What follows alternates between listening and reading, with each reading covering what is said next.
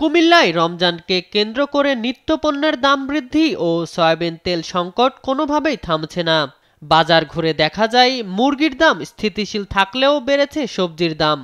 ক্রেতারা বলছেন নিয়মিত বাজার মনিটরিং ও আড়তগুলোর নিয়ম মেনে চলা দরকার। ব্যবসায়ীদের সিন্ডিকেটের কারণে মেঘনা গ্রুপ, তারপরে সিটি গ্রুপ, তারপরে রূপচাঁদা, মানে লুজ তেলের দাম বেশি, তারা ওই প্যাকেট করতেছে না। এখন ওই লুজ এখনকার মোটামুটি 200 টাকা কেজি হিসাবে লুজটা বিক্রি হচ্ছে। চট্টগ্রামেও রমজানে ভোজ্য তেলের তেলেসমাতি যেন কিছুতেই কমছে না।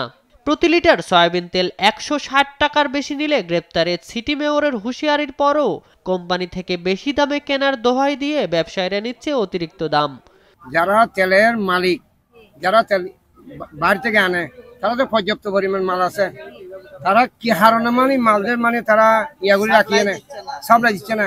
এটা ওরা জানে, মানে আল্লাহ জানে। মধ্যবিত্তরা এখন কষ্ট দিন কাটাচ্ছে আর কি। আর সামুদ্রিক মাছ কম থাকায় অন্য মাছের চাহিদা বেড়েছে দ্বিগুণ। সকল মাছের কেজি প্রতি বেড়েছে 50 থেকে 60 টাকা।